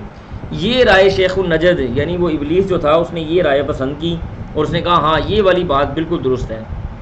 لہٰذا ادھر مشرکین مکہ دارالندوہ میں بیٹھ کے رسول اللہ صلی اللہ علیہ وسلم کے نعوذ باللہ قتل کی پلاننگ کر رہے ہیں، اور اللہ سبحانہ و تعالیٰ نے رسول اللہ صلی اللہ علیہ وسلم کو ہجرت کا حکم جاری کر دیا. اللہ کہتے ہیں وَيَمْكُرُونَ، انہوں نے تدبیر کی، وَيَمْكُرُ اللَّهُ، اور اللہ نے بھی تدبیر کی، واللہ خیر الماکرین، اور اللہ بہترین تدبیر کرنے والا ہے. کہ رسول اللہ صلی اللہ علیہ وسلم دوپہر کے وقت ابوبکر صدیق رضی اللہ تعالیٰ عنہ کے گھر تشریف لے جاتے ہیں اور آ کے کہتے ہیں کہ مجھے اللہ سبحانہ و تعالیٰ نے ہجرت کرنے کا اذن دے دیا ہے، اجازت دے دی ہے، حکم دے دیا ہے. صحابی رسول ابوبکر صدیق رضی اللہ تعالیٰ عنہ جن کے بارے میں لوگ آج بڑی باتیں کرتے ہیں، انہوں نے اللہ کے رسول سے کچھ نہیں مانگا. پتہ کیا کہنے لگے؟ الصحبۃ یا رسول اللہ، الصحبۃ یا رسول اللہ، الصحبۃ یا رسول اللہ. اللہ کے رسول آپ کا ساتھ، آپ کا ساتھ، آپ کا ساتھ. آپ علیہ السلام نے اشارہ کر کے فرمایا ہاں اللہ نے تمہیں میرے ساتھ رکھا ہے، تم میرے ساتھ ہی چلو گے. تو یہ وہ یار غار ہے، یہ وہ رفیق سفر ہے جنہوں نے اللہ کے رسول صلی اللہ علیہ وسلم کا ہر حال میں ساتھ دیا. اس کے بعد فرمایا وَإِذَا تُتْلَىٰ، اور جب پڑھی جاتی ہیں علیہم ان پر آیاتنا ہماری آیتیں، قالوا تو کہتے ہیں قد سمعنا ہم نے سن لی. یعنی مشرکین مکہ یہ بات بھی کرتے تھے جب نبی علیہ الصلوۃ والسلام ان کے سامنے قرآن کی تلاوت کرتے ہیں نا تو وہ کہتے ہیں ہاں ہم نے سن لی ہے. لو نشاء اگر ہم چاہیں لقلنا تو ہم بھی کہہ سکتے ہیں مثل ھذا اسی کی طرح کی بات، ہم بھی یہ قرآن بنا کے لا سکتے ہیں۔ عقبہ بن ابی معیط کے بارے میں یہ آیت نازل ہوئی تھی غالباً کہ اس نے یہ کیا تھا، بلکہ نصر بن حارث کے بارے میں یہ آیت نازل ہوئی تھی۔ وہ کہتا تھا ہاں یہ تو کوئی مشکل بات نہیں ہے، یہ تو پہلے لوگوں کی قصے کہانیاں ہیں، ہم بھی لے سکتے ہیں۔ چنانچہ جب وہ روم گیا یعنی قیصر گیا تو وہاں پہ اس نے اسکندر، وہاں کا جو بڑے بڑے لوگ تھے لڑنے والے پرانے لوگ، ان کی کہانیاں لے کے آ گیا، کہنے لگا یہ دیکھو قرآن کی طرح کی بات ہے۔ تو اس کے اپنے ساتھیوں نے اس کا انکار کر دیا۔ اور آج میں آپ کو ایک مزے کی بات بتاؤں، دیکھیں ہم اس وقت آرٹیفیشل انٹیلیجنسی کے دور میں ہیں، چیٹ جی پی ٹی ہمارے سامنے بڑی واضح طور پہ موجود ہے، لوگ بڑی بڑی ریسرچ اس کے ذریعے کر رہے ہیں، بڑے بڑے تھیسز اس کے ذریعے لکھوائے جا رہے ہیں، لیکن چیٹ جی پی ٹی اور ایون آپ کی آرٹیفیشل انٹیلیجنسی بھی قرآن جیسا کلام بنا نہیں سکتی۔ اس سے بڑھ کر اور چیلنج کیا ہوگا قرآن کی حقانیت کے اوپر کہ آپ دنیا کے سارے علم و فنون اس میں سے نکالنے کی کوشش کر رہے ہیں، ہر چیز آپ کو آرٹیفیشل انٹیلیجنسی فراہم کر رہی ہے، چیٹ جی پی ٹی آپ کو دے رہا ہے، اسے کہیں قرآن مجید بنا کے دکھا دے، ہمیں مان لیں گے، یہ بہت بڑی دلیل ہے۔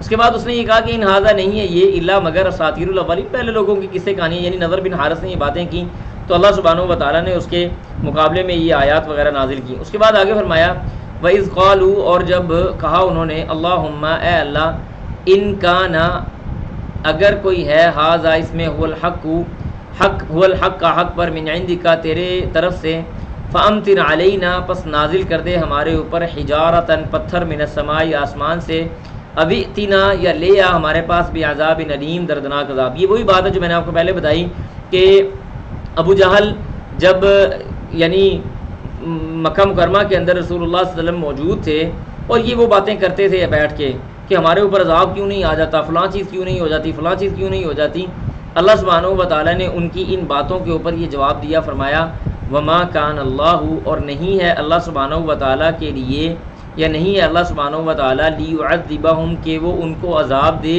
وانت فیہم اور اللہ کے رسول آپ ان کے اندر موجود ہوں۔ یعنی یہ کیسے ہو سکتا ہے کہ آپ علیہ الصلوۃ والسلام ان کے اندر موجود ہوں اور اللہ تعالیٰ ان کے اوپر پتھروں کی بارش کر دے؟ ایسے نہیں ہو سکتا کبھی بھی۔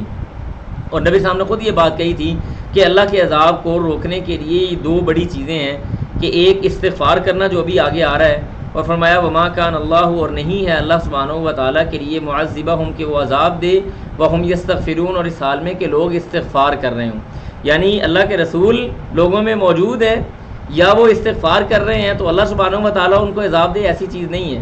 اور نبی صاحب نے فرمایا تھا کہ میں تو چلا جاؤں گا لیکن میرے بعد یہ استغفار تمہارے اندر موجود رہے گا، جس کی وجہ سے اللہ سبحانہ و تعالیٰ اپنے عذاب کو روک لیں گے، اپنے عذاب کو تمہارے اوپر بھیجیں گے نہیں، ٹھیک ہے جی۔ تو اس لیے اللہ سبحانہ و تعالیٰ نے فرمایا وما کان اللہ معذبہم وہم یستغفرون، یہ ناممکن سی بات ہے کہ آپ اللہ کے رسول ہمارے پیارے محبوب آپ ان کے اندر موجود ہو اور ہم ان کو عذاب دے دیں، ہم ان کو عذاب کبھی نہیں دیں گے، یہ مانگتے رہیں جتنا مرضی، عذاب کوئی مسئلہ نہیں ہے۔ اس کے بعد فرمایا وما کان اللہ وما لہم اور نہیں ہے لہم ان کے لیے اللہ یعذبہم کہ ان کو عذاب نہ دے اللہ سبحانہ و تعالیٰ، وہم یصدون اور وہ روکتے ہیں عن المسجد الحرام مسجد حرام سے، وما کانوا اولیاء اور حالانکہ وہ اس کے متولی بھی نہیں ہیں۔ یعنی یہ بات یاد رکھیں کہ اللہ نے یہ نہیں کہا کہ میں ان کو عذاب نہیں دوں گا، اللہ ان کو عذاب دے گا، کیوں نہیں ان کو اللہ سبحانہ و تعالیٰ عذاب دے گا، لیکن بعد میں دے گا، اور اس نے عذاب دیا بھی، لیکن ساتھ میں اللہ نے یہ بات بھی بیان کر دی کہ یہ لوگ اصل میں یہ اس بات پہ فخر کرتے تھے کہ ہم لوگ بیت اللہ کے متولی ہیں، ہم بیت اللہ کی حفاظت کرنے والے ہیں، ہم اس کا انتظام سنبھالنے والے لوگ ہیں، لہٰذا خود اپنی مرضی سے وہ متولی بن چکے تھے۔ اللہ کے ہاں بیت اللہ کا متولی گناہ گار آدمی کبھی نہیں ہو سکتا۔ اللہ کے ہاں حرم مکی یا مدنی بیت اللہ کی حفاظت کرنے کے لیے وہ لوگ ہوں گے جن کو اللہ تعالیٰ پسند کرتا ہے، اور یہ قاعدہ اللہ نے یہاں پہ دے دیا، فرمایا وما کان ان اولیاؤہ نہیں ہے اس کے متولی الا مگر المتقون پرہیزگار لوگ ہی بیت اللہ کے متولی ہوں گے، یہ اللہ کا قاعدہ ہے۔ فرمایا ولیکن اور لیکن اکثرہم ان کے اکثر لا یعلمون اس بات کو جانتے نہیں ہیں۔ گناہ گار آدمی بیت اللہ کا متولی، میں آپ کو اپنی مثال دیتا ہوں، میں اپنے گھر میں ایسے بندے کو پسند نہیں کرتا، جس بندے کو میں پسند نہیں کرتا میں اس کو اپنے گھر داخل نہیں ہونے دیتا۔ تو یہ کیسے ہو سکتا ہے کہ اللہ کے گھر کے متولی وہ لوگ ہوں جن کو اللہ ناپسند کرتا ہو، یا وہ مشرکین ہو، یا وہ منافقین ہو، یا وہ اس طرح کے لوگ ہوں؟ اللہ کے گھر کی تولیت، اس کی حفاظت، اس کا انتظام، اس کا انصرام صرف انہی لوگوں کے پاس ہوگا جو اللہ کے ہاں متقی و پرہیزگار ہوں گے، جو اللہ کے ہاں پسندیدہ لوگ ہوں گے۔ لہذا یہ بات ذہن سے نکال دیں کہ اللہ سبحانہ و تعالیٰ نے اپنے گھر کی حفاظت کسی بیکار لوگوں کے ہاتھوں میں دی ہوئی ہے، ایسی بات نہیں ہے۔ وہ لوگ اللہ کے ہاں یقیناً محبوب ہیں جن کو اللہ سبحانہ و تعالیٰ نے اپنے گھر کی خدمت کے لیے معمور کیا ہوا ہے۔ اس کے بعد آگے اللہ فرماتے ہیں وما کان صلاتہم، یہ مشرکین مکہ کی نماز کے بارے میں بات کرتے ہیں۔ فرمایا وما کانا، اور نہیں ہے، صلاتہم ان کی نماز، عند البیت بیت اللہ کے پاس، الا مگر مکاءن سیٹیاں، و تصدیتاً اور تالیاں، ننگے ہو کے بیت اللہ کا طواف کرتے تھے، ننگے ہو کے بیت اللہ میں بیٹھ جاتے تھے، سیٹیاں بجاتے تھے، تالیاں بجاتے تھے، لہو و لعب کرتے تھے، فضولیات اور بکواسیات کرتے تھے، اور اس کو انہوں نے اپنی نماز اور اپنی عبادت بنایا ہوا تھا۔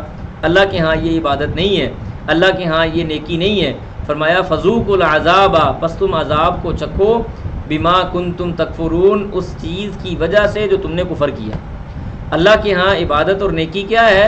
وہ وہی ہے جو رسول اللہ صلی اللہ علیہ وسلم نے بتلایا ہے طریقہ، بغیر اس کے علاوہ اور کوئی اور چیز اللہ کے ہاں نیکی یا تقویٰ نہیں ہے۔ اس کے بعد آگے اللہ فرماتے ہیں ان الذین، بے شک وہ لوگ، کفروا جو کافر ہیں، ینفقون وہ خرچ کرتے ہیں، اموالہم اپنے مال کو، لیصدوا تاکہ وہ روکیں، عن سبیل اللہ اللہ کے راستے سے۔ آج بھی ایسے لوگ موجود ہیں آپ کے ملک کے اندر یا اسلامی ممالک کے اندر، این جی اوز ایسی موجود ہیں جو باقاعدہ مال خرچ کرتی ہیں فیمنزم کو فروغ دینے کے لیے کہ لوگوں کو اللہ سے روکا جائے، دین اسلام سے متنفر کیا جائے، فیمنزم کو فروغ دینے کے لیے، یا یہ L G P T Q اس کو فروغ دینے کے لیے، یا لبرلزم یا اسی طرح کمیونزم کو فروغ دینے کے لیے۔ تو اللہ سبحانہ و تعالیٰ کا یہ قاعدہ پہلے سے موجود ہے کہ کافر جو لوگ ہیں وہ مال کو خرچ صرف اسی کام کے لیے کرتے ہیں کہ اللہ کے دین سے روکا جائے۔ مشرکین مکہ کیا کر رہے تھے؟ وہ بھی یہی کر رہے تھے۔ وہ جو 1000 اونٹوں کا قافلہ شام سے آ رہا تھا غزوہ بدر جس کی وجہ سے ہوا ہے ایک طرح سے، وہ کس لیے منگوایا جا رہا تھا؟ مال مسلمانوں کو اللہ کے گھر سے روکنے کے لیے منگوایا جا رہا تھا۔ پھر آگے اللہ کہتے ہیں فَسَيُنْفِقُونَهَا، پس ان قریب وہ اس کو خرچ کریں گے، یعنی غزوہ بدر ہو گیا، غزوہ بدر کے بعد دوبارہ مال خرچ کریں گے، اس کے بعد سے لے کے قیامت تک آنے کے لیے یہ اپنا مال اللہ کے راستے میں یہ اپنا مال اللہ کے راستے سے روکنے کے لیے خرچ کرتے جائیں گے۔ لیکن نتیجہ کیا نکلے گا؟ اللہ تعالیٰ کیا کہتے ہیں فَسَيُنْفِقُونَهَا، وہ اس مال کو ان قریب خرچ کریں گے، ثم پھر تکون وہ ہو جائے گا علیہم ان پر حسرتاً حسرت، ثم پھر یغلبون وہ مغلوب بھی ہو جائیں گے۔ تو اللہ کہتے ہیں کہ غزوہ احزاب کے اندر کتنا مال انہوں نے خرچ کیا لیکن مغلوب ہو گئے۔ ایون آج کے دور میں آپ یہ سمجھتے ہیں جیسے پچھلے دنوں میں قرآن مجید سویڈن کے اندر جلایا گیا یا اس قسم کے معاملات ہوتے ہیں، آپ دیکھیں تھوڑا سا اندازہ کر لیں، ہر 2 سال بعد، 2.5 سال بعد، 1.5 سال بعد یا قرآن کو جلایا جاتا ہے یا رسول اللہ صلی اللہ علیہ وسلم کی شان میں گستاخی کی جاتی ہے۔ اب یہ سلسلہ ذرا کم ہو گیا، یعنی پہلے 2-3 سال بعد ہوتا تھا، اب ہر 6 مہینے بعد یا 8 مہینے بعد ہوتا ہے۔ میں نے انالیسس کیا ہے اس بات کا، پتہ نہیں آپ نے کیا نہیں کیا، یہ ہر 6 مہینے یا 8 مہینے بعد کیوں ہوتا ہے؟ صرف چیک کرنے کے لیے کہ انٹرنیشنل لابیز جو اتنا مال اسلامی ممالک کے اندر مسلمانوں کی غیرت کو تباہ کرنے کے لیے لگا رہے ہیں، کیا وہ مال صحیح جگہ پہ لگ رہا ہے؟ کیا ہمیں رد عمل آتا ہے؟ اگر تو ہمیں رد عمل آتا ہے تو اس کا مطلب یہ ہے تکون علیہم حسرتاً ثم یغلبون، کہ وہ مال ان کے اوپر حسرت بھی ہو گیا اور وہ مغلوب بھی ہو گئے۔ اور اگر ان کو رد عمل نہیں آ رہا یا رد عمل کے اندر کمی محسوس ہوتی ہے تو اس کا مطلب یہ ہے کہ ان کی انویسٹمنٹ ٹھیک جگہ پہ جا رہی ہے، مال کو مزید بڑھانا چاہیے۔ یہ آپ انالیسس کر لیں، میں بہت تسلی کے ساتھ اس بات کا انالیسس کیا ہے، اور میں اسٹوڈنٹ ہوں کمپیریٹیو آف ریلیجیس کا، میری اسپیشلٹی بھی اس میں ہے۔ آپ لوگ اس کا جائزہ لے لیں، آپ کو خود سمجھ آ جائے گی۔ ہمارے ہاں باقاعدہ مال انویسٹ کیا جاتا ہے مسلمانوں کی غیرت کو دبانے کے لیے، اس کے بعد اللہ کے رسول کی شان میں یا قرآن مجید میں گستاخی کی جاتی ہے تاکہ چیک کیا جائے ان کی غیرت باقی ہے یا فوت ہو گئی ہے۔ لیکن اللہ تعالیٰ کی تدبیر نا وہ غالب ہے، تکون علیہم حسرتاً ثم یغلبون، یہ مغلوب ہو کے رہیں گے چاہے جو مرضی ہو جائے۔ اس کے بعد آگے اللہ فرماتے ہیں والذین، اور وہ لوگ کفروا جنہوں نے کفر کیا، الی جہنم، جہنم کی طرف، یحشرون ان کو جمع کیا جائے گا، ان کو اکٹھا کیا جائے گا۔ یہ سارا کچھ کیوں ہے؟ اللہ فرماتے ہیں لیمیز اللہ الخبیث، لیمیز اللہ الخبیث، کہ اللہ سبحانہ و تعالیٰ علیحدہ کر دے الخبیث، خبیث کو من الطیب، اچھے سے۔ یعنی تمیز بھی ہم یہی کہتے ہیں نا، تمیز کا مطلب کیا ہے کہ اچھے برے کے درمیان میں فرق کرنے والا۔ تو اللہ کہتے ہیں کہ اللہ یہ اس لیے کر رہے ہیں تاکہ اچھائی اور برائی، خباثت اور طہارت، نجس اور پاک چیز کے درمیان میں فرق ہو جائے۔ پھر اس کے بعد آگے ایک اور فائدہ بھی ہے، فرمایا وَيَجْعَلَ الْخَبِيثَ، اور وہ بنا دے خبیث کو بَعْضَهُ عَلَى بَعْضٍ، یعنی خبیثوں کو ایک دوسرے کے اوپر جمع کر دے، یعنی تہیں لگا دے۔ اس طرح سے بَعْضُهُ عَلَى بَعْض کا مطلب ہوتا ہے یہ والا کام، اس طرح سے تہیں لگا دینا۔ اللہ ان کو ایک دوسرے کے اوپر تہیں لگا کے اکٹھا کر دے، فَيَرْكُمُهُ، پھر ان کو پھینک دے، جمیعاً سب کے سب کو، فَيَجْعَلُهُ، اور ان کو ڈال دے یا داخل کر دے، فی جہنم، جہنم میں۔ اللہ ان کو اکٹھا کرے، اکٹھا کر کے ان کی تہیں لگائے اور ان کی تہیں لگا کے ان کو اکٹھا اٹھا کے جہنم میں اللہ تعالیٰ پھینک دے۔ فرمایا اولئک، یہی ہیں وہ لوگ، ہم الخاسرون، جو خسارہ پانے والے ہیں۔ قل، کہہ دیجئے، للذین، ان لوگوں کو، کفروا، جنہوں نے کفر کیا، ان ینتہوا، اگر وہ رک جائیں، انتہا کر دیں یعنی ختم کر دیں، باز آ جائیں، کس بات سے؟ جو وہ کام کرنے ہیں، تو یغفر لہم، وہ ان کو معاف کر دیا جائے گا۔ کس بات سے؟ ما قد سلفا، ما وہ جو، قد تحقیق، سلفا پیچھے گزر گیا۔ سلف کہتے ہیں نا ہمارے یہاں، سلف یعنی پیچھے جانے والے، خلف کہتے ہیں بعد میں آنے والے، سلف پہلے والے لوگ اور خلف بعد میں آنے والے لوگ۔ تو اللہ کہتے ہیں کہ اگر وہ اپنی ان برائیوں کے معاملے کو چھوڑ دیں تو ان کے پیچھے جتنے بھی گناہ ہیں وہ سارے کے سارے ختم کر دیے جائیں گے۔ جیسے حدیث کے اندر آتا ہے نا، الاسلام یہدم ما قبلہ، اسلام پہلے والا جتنے بھی گناہ ہوتے ہیں نا ان کو ختم کر دیتا ہے۔ پھر اس کے بعد آگے اللہ فرماتے ہیں وَإِن يَعُودُوا، اگر وہ لوٹیں، فقد مضت، تو گزر چکی ہے، سنت الاولین، پہلی ہماری سنتیں، یعنی اگر انہوں نے گناہ کیا اور اسی کے اوپر بھی وہ اپنے آپ کو جاری کر کے بیٹھے رہے اور اسی کے اوپر ہی وہ چلتے رہے، تو اللہ فرماتے ہیں تو ہمارا بھی طریقہ یہ رہا ہے کہ گناہ گاروں کو پھر ہم نے بھی لوگوں کے لیے عبرت کا نشان بنایا ہے۔ یہ کوئی بڑی بات نہیں ہے، اگر تم لوگ ہمیں نہیں مانو گے تو ہم بھی تمہاری کوئی بات نہیں سنیں گے۔ اس کے بعد آگے آخری آیات ہماری آ رہی ہیں، اللہ کہتے ہیں وقاتلوہم، اور قتال کیجیے ان کے ساتھ، جہاد کیجیے ان کے ساتھ، حتیٰ یہاں تک کہ لا تکونوا، نہ باقی رہے، فتنۃ، کوئی فتنہ، ویکون، اور ہو جائے، الدین، دین، کلہ للہ، سارے کا سارا اللہ ہی کے لیے۔ فإن انتہوا، اگر وہ باز آ جائیں، فإن اللہ، پس بے شک اللہ تعالیٰ، بما یعملون، ان کے اعمال کو بصیر، دیکھنے والا ہے۔ یعنی لڑائی تب تک کرنی ہے جب تک اللہ سبحانہ و تعالیٰ کی بات، اللہ کا کام، اللہ کا کلمہ وہ بلند و بالا نہ ہو جائے، کلمۃ اللہ ہی العلیٰ نہ ہو جائے، ٹھیک ہے جی۔ تب تک یریدون لیطفئوا نور اللہ بافواہہم واللہ متم نورہ ولو کرہ الکافرون، کہ اللہ سبحانہ و تعالیٰ کا کلمہ جب تک بلند نہ ہو جائے، دین اسلام کی روشنی چاروں طرف نہ پھیل جائے، تب تک تم نے ان کے ساتھ جہاد فی سبیل اللہ کرنا ہے۔ اگر وہ باز آ جائیں تمہارے ساتھ لڑنے سے یا وہ اسلام لے آئیں تو اللہ سبحانہ و تعالیٰ ان کے عمل کو دیکھنے والا ہے۔ پھر آگے اللہ فرماتے ہیں وَإِن تَوَلَّوْا، اور اگر تولوا وہ منہ موڑ لیں، یعنی اگر وہ پھر جائیں کہ نہیں ہم نہیں اسلام لے کے آتے، فَاعْلَمُوا، تو جان لو، ان اللہ، بے شک اللہ تعالیٰ، کہ اللہ سبحانہ و تعالیٰ، مولاکم، تمہارا ساتھی ہے، تمہارا مددگار ہے، نعم المولا، اور وہ بہترین ساتھی اور مددگار ہے، ونعم النصیر، اور بہترین ساتھ دینے والا ہے، بہترین مددگار ہے۔ نعم المولا، مولا کا مطلب ساتھی بھی ہوتا ہے، ونعم النصیر، اور بہترین اللہ سبحانہ و تعالیٰ مددگار ہے، سب سے خوبصورت مددگار ہے۔ تو اس لہٰذا اللہ سبحانہ و تعالیٰ کو فرق نہیں پڑتا کہ اگر تم اللہ پہ ایمان نہیں لے کے آؤ گے تو نہ لے کے آؤ، اگر تم پھر جاؤ گے تو کوئی مسئلہ نہیں، اللہ مومنوں کا ساتھ دینے والا ہے۔ لہٰذا اللہ سبحانہ و تعالیٰ کے لیے یہ مشکل بات نہیں ہے کہ وہ تمہیں دوبارہ دیدہ عبرت بنا کے رکھ دے۔ تو یہ ہمارا آج کا سبق تھا۔ واللہ العظیم یقین کریں اس سبق کے اندر اتنی ساری باتیں تھیں کہ میں اگر وہ باتیں کرتا رہا تو وہ بڑی مزے کی چیزیں تھیں، لیکن ٹائم ہمارے پاس بڑا کم ہوتا ہے، آیت کا ترجمہ بھی کرنا، تفسیر بھی کرنا، پھر کچھ باتیں میں نے کوشش کی ہے، اور مجھے پتہ ہے کہ آج میں تھوڑا سا میں نے آج اپنی سپیڈ تیز رکھی ہے۔ اس کی وجہ یہ تھی کہ میں کچھ ایسی باتیں آپ لوگ